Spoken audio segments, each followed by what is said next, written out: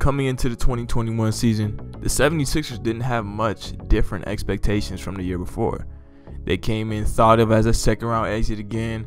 They were thought to be like a 6th seed because they thought Miami and Boston were going to take some jumps. I mean, the 76ers didn't have much of an expectation to improve. However, though, that would change quickly. We knew in that offseason, the 76ers had a great offseason. They brought in Daryl Morey, who was an elite GM, who led James Harden to many successful playoff runs, and got rid of Elton Brand, who was just a negative for the organization. They got rid of Josh Richardson to find a lot more stretchability with Seth Curry, which is one of the best trades they made in the past 5 seasons. They got rid of Al Horford's voluptuous, terrible contract and actually got a shooter and defender out of him in Danny Green. They traded another asset for George Hill later in the season. They looked like they were trying to work their way into at least the Eastern Conference Finals. However, though, as we know, bruh, shit went bad real quick. Out of nowhere, in the middle of the season, Joel Embiid goes down with an injury. Not only was this tough to his MVP case, but it hurt the 76ers' success. Now, when he went down with an injury, yeah, the 76ers still went 500, and they didn't really drop in the standings that much at all. They were eventually able to climb back up to the 1st seed, but the biggest problem that they saw was Ben Simmons' aggressiveness. When Joel Embiid went out, we thought, oh my goodness, Ben Simmons has all the spacing in the world now. He has the ball to himself. He should go off. And for one game, he did. He had 42 points against the 2-time Defensive Player of the Year at the time, Rudy Gobert, and he hit most of his free throws. So it wasn't looking good, but there was some promise in Ben Simmons and Joel Embiid working as a duo. Shit, after having the best record in the East, who would ever question that duo? But now is when times change and the 76ers go into the playoffs. In the first round, obviously, they make quick work of the Washington Wizards. The Wizards had no chance. And then they go into the second round, and well, shit changes really quick. Shit went bad real quick.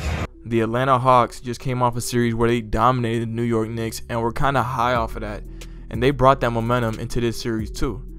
The Sixers were expected to steamroll the Atlanta Hawks. A lot more talented, a lot more defense, more offensive weapons than the Hawks. At least that's what they said. And well, shit went bad real quick.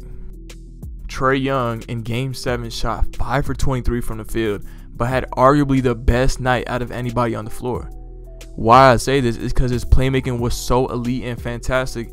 There was even a possession where he was fumbling the ball at half court and he lobbed it to Capella to save the possession, and that was a crucial part in the game. One thing that really stuck out in this game was Ben Simmons' lack of aggression and how the offense of the 76ers, it just went bleak. And in the last 2 games that Joel Embiid played in that series, he has 16 turnovers. So how do the Sixers bounce back from this? First, we'll get into how they lost, and then we'll get into some trades in which they can improve their team. At number 3 for what made the Sixers lose is Ben Simmons. Now let's get into the first thing of Ben Simmons' decision making.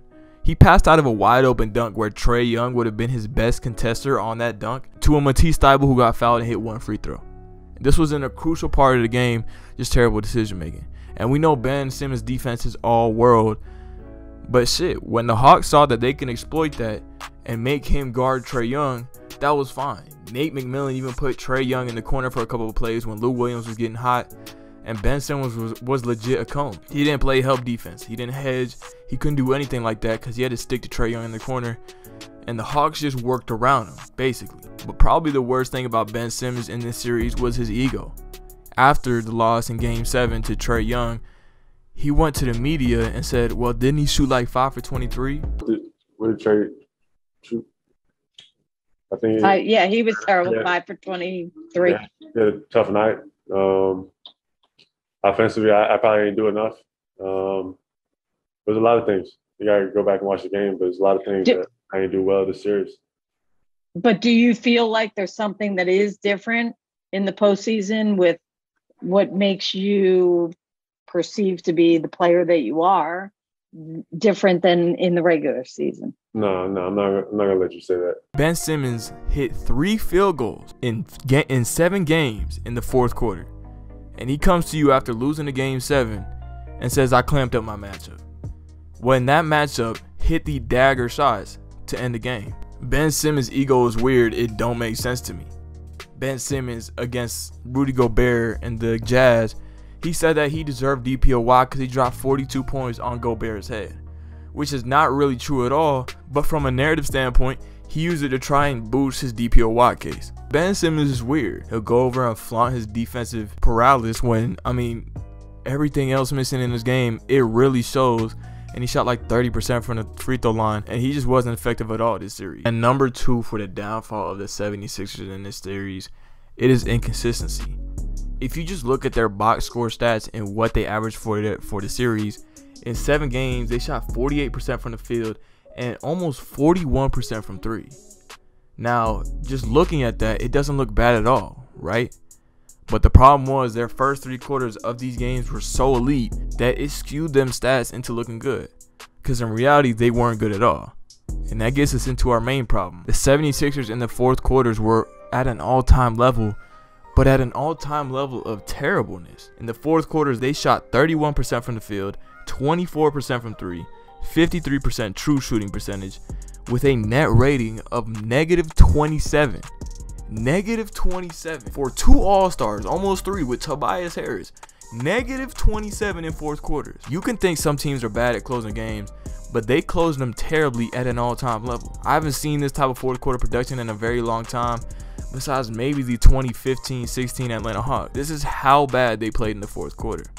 By far, their biggest detriment to this series was their fourth quarter production. We saw the big lead that they blew, a 26-point lead in the fourth quarter. They lost that game. This is terrible. This is ugly. But let's look back at the per game stats out of the 7 games that they played.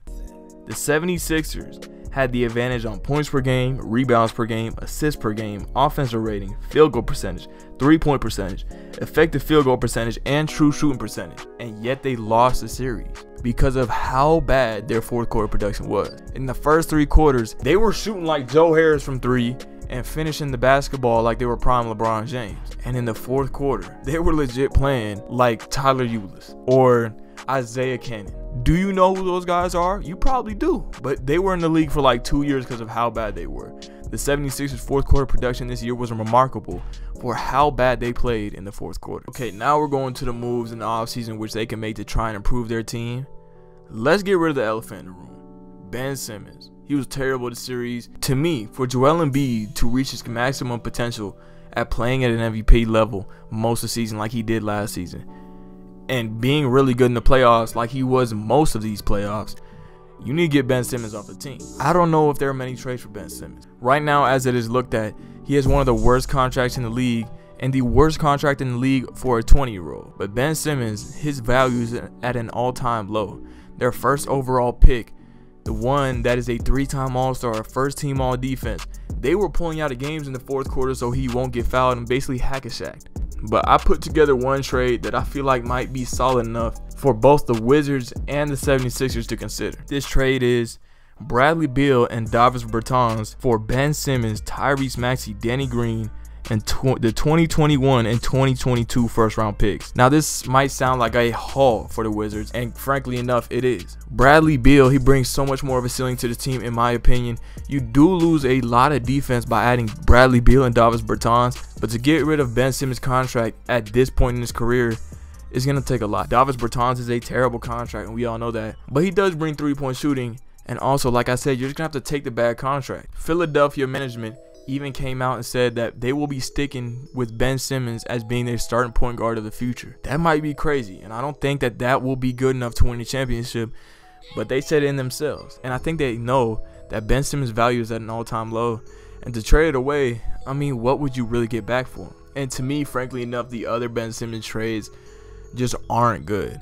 Not only this, from side effects of what Elton Brand did last year, the Philadelphia 76ers are committed to this roster for the next year. They have over $127 million committed to the roster next year, and you have no salary cap at all. So to me, I don't know where the Sixers go from here. I just hope that they run it back and they hopefully get lucky again. Tobias Harris has improved. He was very inconsistent in the playoffs this year. Hopefully that changes for Philly.